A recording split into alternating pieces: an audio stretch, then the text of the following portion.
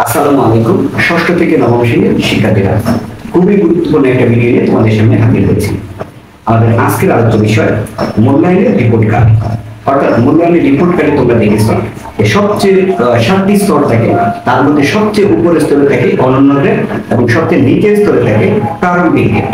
তো প্রশ্ন হলো, এই প্রারম্ভিক এবং অনন্য এটা মূলত নির্ভর করে পিআই এর উপর, অর্থাৎ কতগুলো পিআই ত্রিভুজ পেলে অনন্য পাওয়া যায় এবং কতগুলো পিআই চতুর্ভুজ পেলে প্রারম্ভিক পাওয়া যাবে। এই বিষয়টি বিস্তারিত আলোচনা করবো আজকের ভিডিওতে। আশা করি শুরু থেকে শেষ পর্যন্ত তোমরা কন্টিনিউ করবে। এখানে কয়টা দাম দেখতে পাচ্ছ? এই যে মূল্যায়নের 7টা দাম, আমরা এই 7টা দাম আজকে দেখব। আচ্ছা, মূল্যায়নের সর্বপ্রথমে দেওয়া কি লেখা আছে? আচ্ছা, অনন্য দেখো, প্রত্যেকটা ঘরে কিন্তু কি রং করা এবং অর্জন মুখিতে একটা ঘরকালি, অগ্রগামীতে 2টা ঘরকালি এবং পারমুখে 6টা ঘরকালি, ঠিক না? আচ্ছা, তাহলে এই ঘরগুলো কেন খালি বা কিভাবে রং করা হয়েছে এটা তোমাদের জানা দরকার। আচ্ছা, এখানে তো যদি আমরা এটা বুঝতে পারছি যে যদি অনন্য হয় তাহলে আমাদের রেজাল্ট কি সবচেয়ে ভালো, অনন্য মানে কি রেজাল্ট সবচেয়ে ভালো, আর প্রারম্ভিক মানে কি রেজাল্ট সবচেয়ে খারাপ। তাহলে এমন কথা হলো যে কিভাবে আমি অনন্য পাবো আর কিভাবে আমরা কি পাবো প্রারম্ভিক পাবো। অর্থাৎ আমার রেজাল্ট অনন্য হবে না অর্জনমুখী হবে না অগ্রগামী হবে নাকি সক্রিয় হবে নাকি অনুসন্ধানী হবে নাকি বিকাশমান হবে নাকি প্রারম্ভিক হবে, এটা কিভাবে হবে বুঝতে পারছো? আর এটার হিসাবটা আমরা এখানে করব। আচ্ছা, এই হিসাবের জন্য আমরা একটা সূত্র মনে রাখবো। সূত্রটা কি জানো?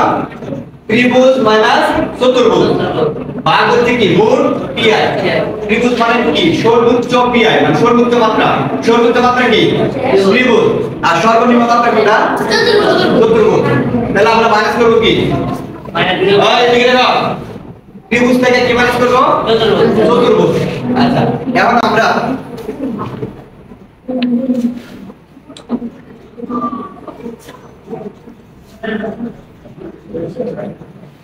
আমরা ধরে নিলাম আমাদের মোট পিআই কয়টা?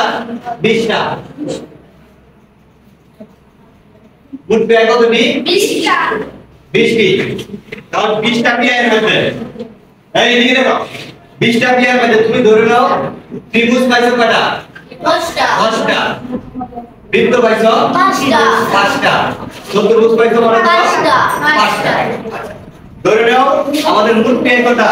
20টা। তাহলে তুমি ত্রিভুজ কয়টা পাইছো? 10টা। 10টা। বৃত্ত কয়টা পাইছো? 5টা। চতুর্ভুজ কয়টা পাইছো? 5টা। তাহলে এই মানগুলো আমরা এই সূত্রের মধ্যে বসাবো। বসালে কি হয়? দাও তো ত্রিভুজ কয়টা? 10টা। এই লিখলাম 10 ফাইনাল। চতুর্ভুজ কয়টা? 5টা। এই লিখলাম 5। মোট পিআই কয়টা? 20। মোট পিআই কতটা? 20টা। এই লিখলাম 20 ইনটু সাথে কত আছে? 100%। আচ্ছা দাও দাও, 20 এর থেকে 10 বাদ দিলে কত থাকে? 15। 20 এর সরি 20 না, 10 এর থেকে 5 বাদ দিলে 5। 20 আছে কত? 20 ইনটু কত? 100%। এখন এটা যদি আমরা ভাগ দেই, 5 দিয়ে 20 কে ভাগ দিলে কত হবে? 0.25 ইনটু কত হবে? 100%। ইকুয়াল টু এটা যেটা গুণ দিলে কত হবে? 100%। সরি 100% না, 25%। কত হবে? 25%। তাহলে 25% যদি হয় তাহলে 25% হলে তোমার রেজাল্ট কোন জায়গায়? কত দেখি? অগ্রগামী। এই যে অগ্রগামী রেজাল্ট কোথায়? অগ্রগামী। বুঝতে পারছো? বুঝতে সবাই? রেজাল্ট কখন অগ্রগামী হবে? এখন মনে করো তুমি আমাদের মোট পিআই কয়টা? 20টা। মোট পিআই কয়টা? 20টা। মনে করো তুমি 20টায় কি পাইছো? ত্রিভুজ। তাহলে বৃত্ত কয়টা? শূন্য। চতুর্ভুজ কয়টা? এই ক্ষেত্রে আমি দেখবো আমার রেজাল্ট কোথায়, অনন্য নাকি অর্জনমুখী নাকি বিকাশ, ঠিক আছে?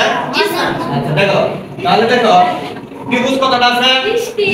20টা মাইনাস চতুর্ভুজ কয়টা দেওয়া তো? 0টা। আচ্ছা, মোট পিআই কত? 20 ইনটু কত পার্সেন্ট? 100%। 100%। 20 এর থেকে 0 বাদ দিলে কত থাকে? 20 এই থাকে। 20 এ কত? 20 ইনটু কত? 100%। দাও এটা কাটাকাটি করে কত থাকে? 1 থাকে না? 1 ইনটু 100% সমান সমান কত?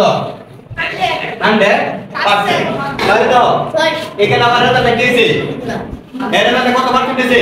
100%। তাহলে 100% কোথায় দাও তো 100% কোথায় অনন্য। তার মানে যদি মোট পিআই 20টা থাকে, এই 20টা পিআই এর মধ্যে তুমি যদি 20টাতেই কি পাও ত্রিভুজ পাও, 20টাতেই ত্রিভুজ পাও, তাহলে তোমার রেজাল্ট কোথায় হবে অনন্য হবে। রেজাল্ট কোথায় হবে অনন্য হবে। বুঝতে পারছো? আচ্ছা এবার এমন দেখো, এই কথা বলছো কেন? এই এবার আমরা দেখব যদি 20টাতে চতুর্ভুজ পাই তাহলে কি পাবো।